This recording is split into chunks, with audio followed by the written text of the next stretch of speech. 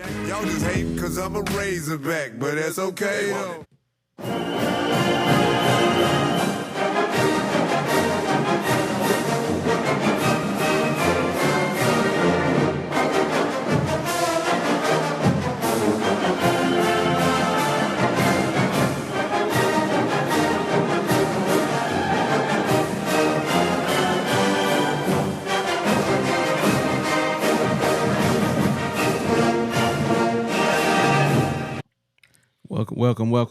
Welcome to another episode of the Woo Pig Podcast, where we talking about all things Arkansas football and basketball.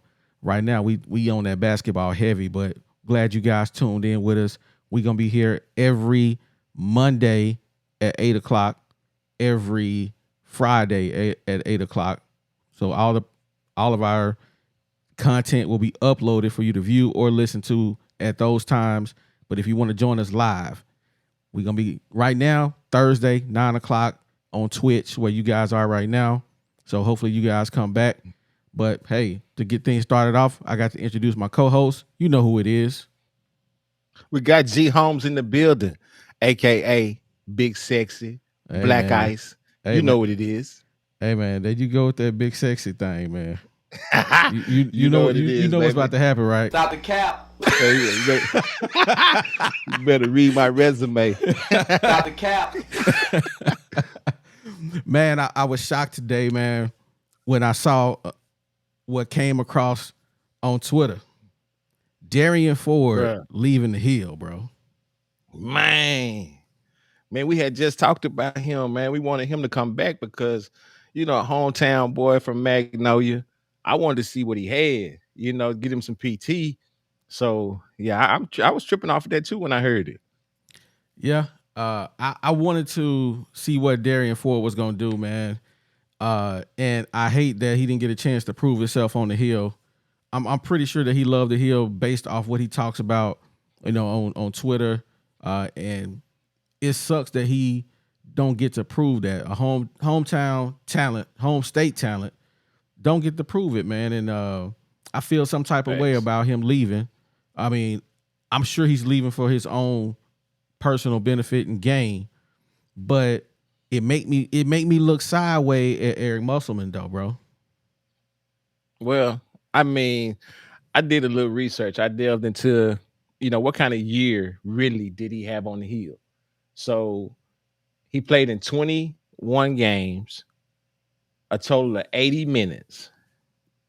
His percentages, his shots, he put up he was 4 for 15 from the field and 7 for 12 from the line for a total of 15 points this year. Oh my God! That's what he hanging on the vine out there in the portal. So you know what they say, sometimes you'll die out there the portal and dry up and fall off. And with them type of stats and his book of business, he gonna have to go to a Division II school probably. Do you really think that? I mean, coming out of high school, dude had major offers from major schools right in the SEC, Alabama, Ole Miss. Then he had some Baylor, Kansas. Dude had major offers on the table. You really think a school like Ole Miss won't give him a call and say, hey, come hoop with us, drop 50 on them Hogs 2 times a year? Yeah. I mean, it's a possibility. Yeah. But that's always a possibility. You know what I'm saying? But are they going to look at his book of business? Because everybody looks at your book of business. Okay, you play for the Razorbacks and they didn't see nothing in you to give you PT. You chose them over us, and then when you got there, they didn't even give you enough PT. You play 80 minutes in 21 games, and you only put up. I mean, but he was getting trash time. Yeah, I get that, but he's coming from Magnolia. That's a really, really small town. So to jump from that to Division I basketball, it's basically the G League, and expect him to have that level of game coming right out of high school. My question is why is Muss not allowing kids to grow? I feel like Muss is digging in the trash can trying to find talent from other schools when he got talent right here in the house. If he just grooms them, he's not. I feel like he's not grooming the players, man. Okay. So speaking on that, we ain't been to one practice. I ain't been to one scrimmage. You see what I'm talking about? I ain't been to none of that. It's closed door. The dude may be boo-boo in those types of situations. We don't know that. Muss is not gonna come out and say, man, this dude is garbage. He won't say that. He gonna say, hey man, we wish him the best in his next, trip, wherever he lands. We don't know that. So I had to play the devil's advocate and say, man, maybe it was something else, because kids just, there's no loyalty with the kids and there's no loyalty with the schools. Ever since the NIL came out, hey man, it's catered by the doors out here. If they don't like the way the coach is coaching them, he too tough in practice, I'm jumping in the portal. Hey man, this school down here say they can give me a little bit more money. They jumping in the portal. So Okay. So you're saying it's a loyalty thing, right? That maybe possibly just because they can make a little bit more money somewhere else, they basically jump ship. I mean, because just because he didn't get on the court don't mean he boo-boo. I mean, he's playing behind cats like X. Black.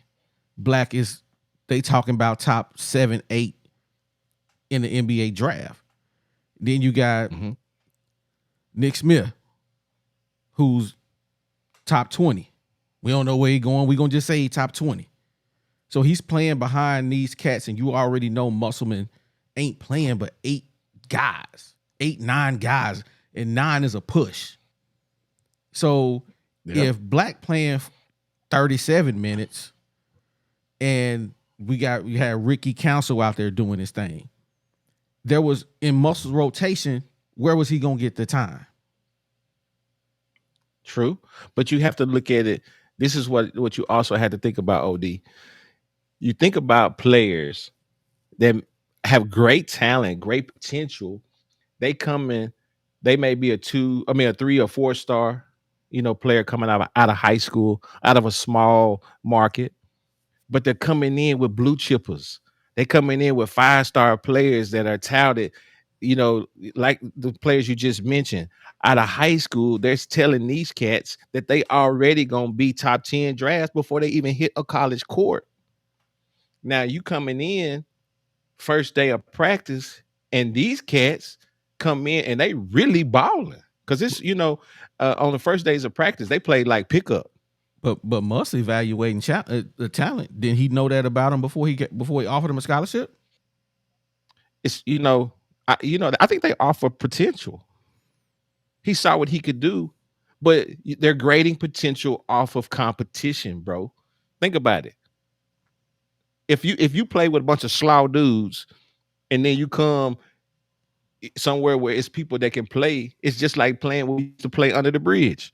Hey man, sometimes you go, on the north side under the bridge, ain't that many people, but when you go down under the 630 bridge, hey man, it's some killers over here.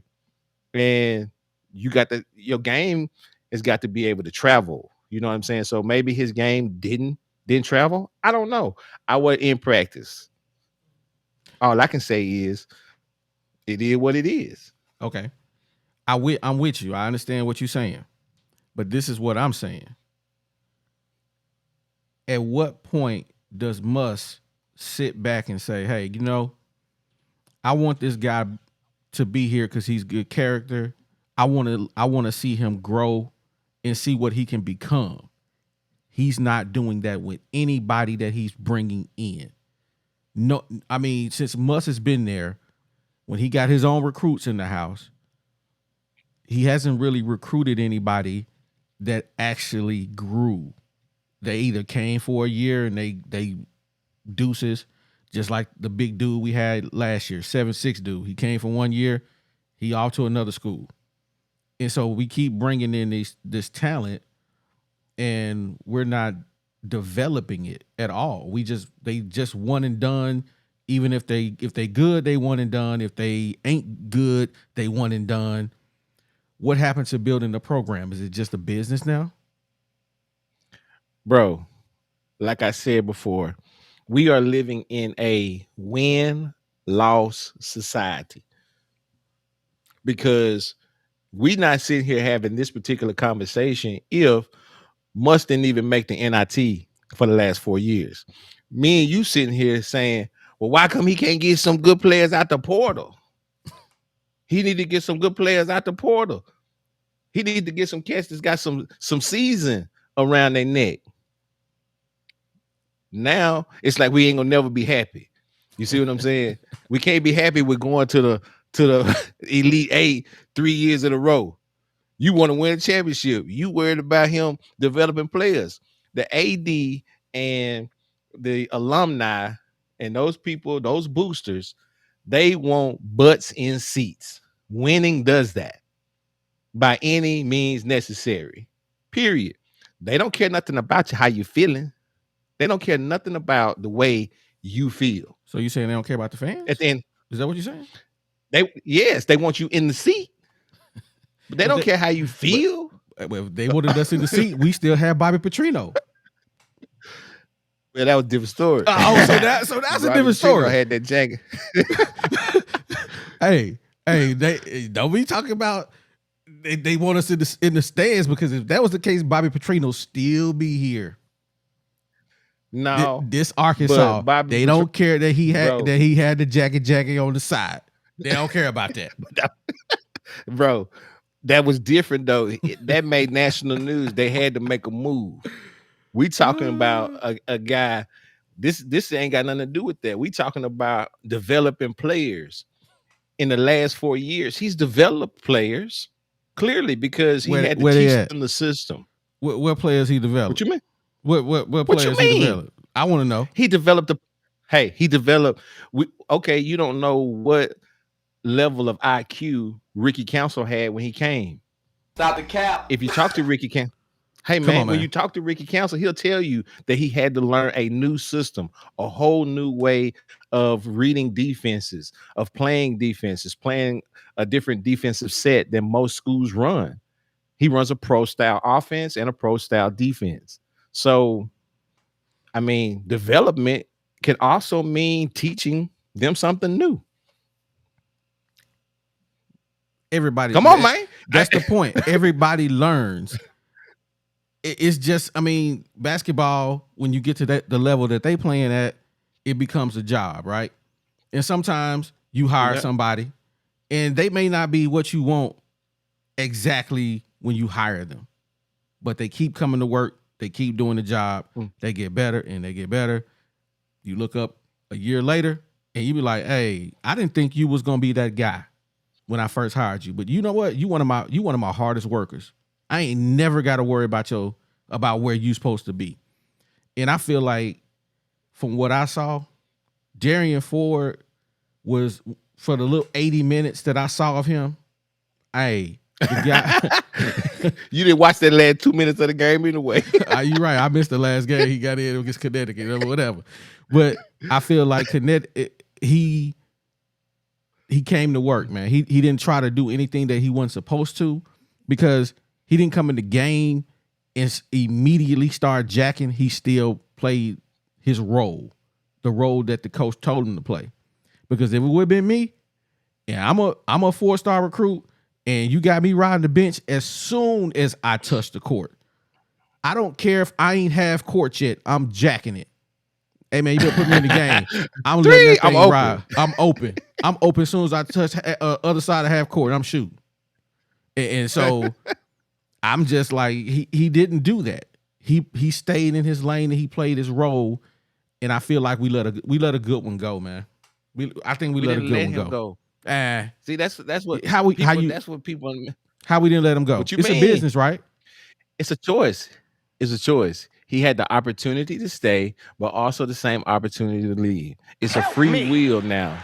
The new age of I'm telling you, the new age, man, is different.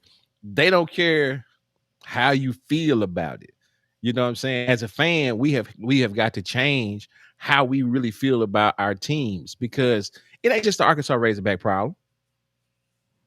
You think we the only? Kentucky don't you got think we the Kentucky don't only- have that problem. They got blue chips. They already know what to expect every year. One Exactly, and but done. One and done. But think about this. Think about this though. Here's the deal with that. Kentucky has got a bunch of 5 stars that was sitting at the end of the bench, just like Derrian Ford. And guess what they know? The reason why they stayed multiple years is because they know, hey, these cats right here, they leaving this year. Guess what? It's next man up. I'm the next man that's going to be going to the league. All right, I got you. Now he gonna get some more blue chips, and they gonna ride the bench, get the garbage time, and guess what? The next year they'll be up and they gonna go to the league. We just got to get to the point where the people that sit on the bench ain't like the tall white boys that we had. What's his name? You remember the big 7-footer that couldn't even run? 6, 7, 7, 6. I don't know. I know you're talking about the dude. He went to the tournament last year. And but he didn't do nothing. They got bounced in the first round. So we got a question from the paper player. What players that have transferred from the Razorbacks actually left and been killing it? I don't know. Desi Seals was on. When did he go to Kansas State? I ain't remember. Yeah, he was on Kansas State last year. They went to the grade 8, Elite 8, whatever. So and they went pretty far this year too. No, that was last year. This past year he was in the Elite 8. They lost. I thought they was gonna go Final 4. So but he was a role player. killing. Yeah, he's a role player. He's a role player. So really, none of them. I can't see none of them. Yeah, he was at Kansas State. But they glue guys. They glue guys. They do the hard. They do the stuff that nobody wants to do. They do the stuff that Nick Smith don't want to do. They do the stuff that Anthony Black don't want to do. Anthony Black do be on the ground on defense. Shout out to Anthony Black. But they do that. They do that kind of stuff. You need them kind of guys. You need the Kamani Wild Man 20s. You need the Wild Man 20s on your team. And those guys come with experience. Wild Man 20 would never be hardly in Nolan's system. He probably wouldn't be there. Mm-hmm. But now, Wild Man 20 got to stay on the hill. He got to develop. And he won some games for us. When you think about the Maui Classic, that boy came in strong. Helped us defeat San Diego. That comes with building your program, building your players. Then he helped us win a game in the tournament. Came in getting boards, moving them little young 18-year-old boys out the way. Kamani Johnson, a grown man, he's 22 out here. So you may not have a guy with all the talent in the world, but I got the experience. So my experience sometimes will get you in the end.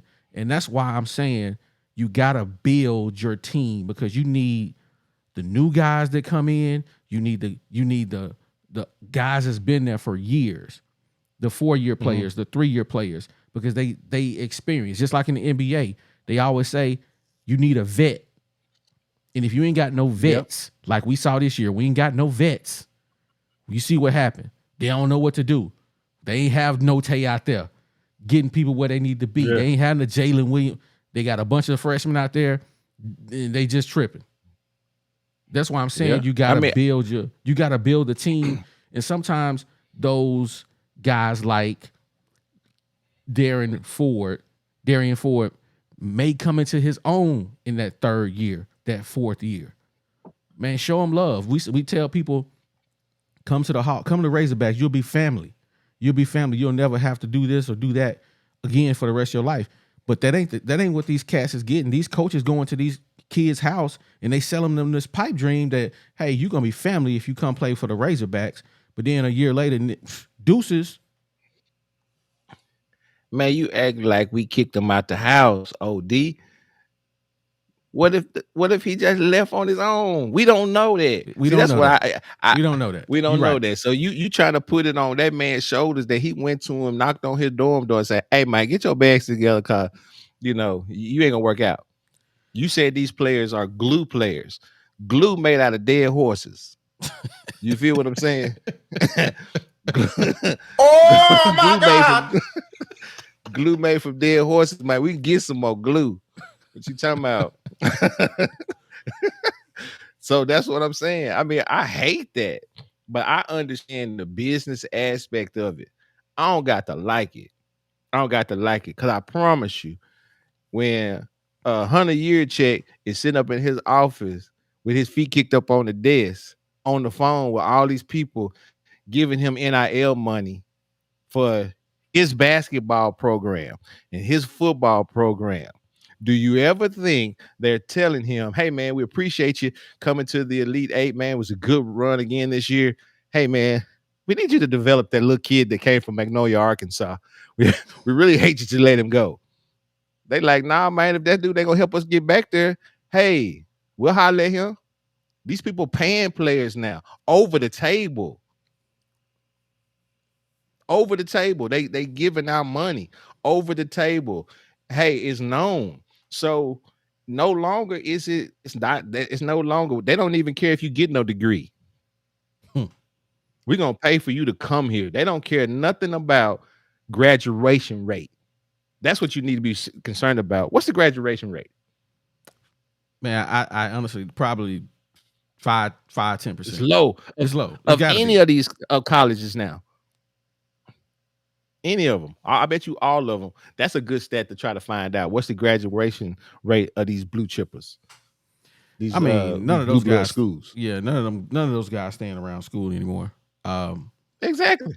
So I mean, I ain't really tripping that they not staying in school. Man, I just feel that I don't know, man. Maybe I'm stuck in the past, man. Maybe I'm so used to seeing the same guys on the court. I get to watch them play. But man, now I gotta sit here and I gotta learn a whole new squad every single year. I mean, hey man, I got 2 years out of Note. That's it. Shout out to JD Note, man. So Jalen Williams gave me 2 years. Really? Isaiah Joe, I don't even know. I don't think he gave us 2. He did. He gave us 2. Mason Jones gave us 2. That's what I'm saying. So really, what more do you want, bro? Hey man, there ain't no more. I promise you, ain't no more 4-year players in the program. What more I promise you that. want from me? Hey man, ain't no more 4-year players. That's over. So it's we a just business. so basically, you saying we just got to change our mindset when it comes to these Hawks player and love them while they're here, and the next year we gotta love a whole new set of players. Hey, love them and leave them. You know how it is. You know what it is. Love them and leave, baby. We'll holler at you. Slap them on the booty on the way out. We'll get at you. Appreciate you. Pick up your little money off the dresser and go on. That's really what it is. Okay. You think about it. All right. I hear you. I promise you, it ain't gonna get better. It won't get better. It's gonna get worse before it gets better. I promise you that. It's already worse, man. It don't get any worse than having have to learn a whole new squad of players every single year. So yeah, this sucks. Just saying. Yeah, but hey, I love what they doing, man. You know me and you just don't agree on this one. I know you want to. I mean, hey, that's what we talking about. We don't agree, and it's cool. But I think my mindset is going to be the mindset moving forward in most of your Power 5 schools, because there's no way that you can have, on the first day the portal open, 400-500 kids jumping in it. Come on now, ain't but 15 spots on a bench. Mm-hmm. How you got 300 people in the portal? What? Think about it. Look at that portal. If you go to that website, look at the portal when it first opened, first day, it flooded. So how many people we got? We got one open scholarship right now. So we got 2. I thought we had 1. So when he leaving, that make 2. So because does Devo and Kamani? Okay, so does Devo? Well, Kamani left. How many people left? 4, 6. Kamani gone. Yeah, Kamani. Yeah, Kamani left. Council You got Black. Nick Smith, Nick Anthony Smith. Black, Mikhail Mitchell, Barry Dunning Jr., and then Ford. So that's 7. Okay. How many we bringing in? How many we already brought in? We got the dude from Washington. Incoming. We got Jeremiah Davenport, Ellis, Tremont Monk, Battle, then Keon Minifield, Leighton Blocker, and Bay Fall. So that's 7. So is he holding And then- two? Is he holding those other 2 spots for Devo and Black if they decide to come back? No, it's Walsh. That's the ones, because the ones that are already said they're coming back are Jalen Graham, Makai Mitchell, Trevor Brazil, and Pinion, White Boy Rick. And then the ones that are undecided are Devo Davis and then Jordan Walsh. They just put their name in the hat so they can go to the combine and they'll be back. Yeah. Well, man, I just want to say, hey, for the 80 minutes you gave us, Darian, man, we salute you for it, man. We salute you for it. I wish you the best going forward. Wherever you go, I'm watching all your games, man, because I'm going to hope you get in the game. I don't care if it's UCA. I'm going to find a way to watch it, bro. So, hey, do your thing, baby. Salute to you, man. Shout out to her. Hey, so, man, we got another fabulous show, man. We talking about these Hogs and all the players we losing. Dunny, same to you, man. I wish you the best. We didn't get a chance to see you play very much, but hey, if you ever see this, we wish you the best, man. But yeah, we had another great show. We're gonna be back again doing our Thug Thizzle. And we want y'all to join us, man. So make sure you guys like the video if you're on YouTube, subscribe, and if you are listening on the podcast, make sure you hit that little subscribe button so you can get notified when we drop more content like this. So, man, you hold on, man. You know, I ain't got my song ready, but you know, we'll do it next time. I think we got copyright strike last time we did it, so I gotta watch that. The Hog song. I'm a hog. So I think YouTube copyrighted me on that one, but we'll figure that out. But hey, you got anything you want to say when we get out of here? Man, I said what I said. Hey. Oh my God.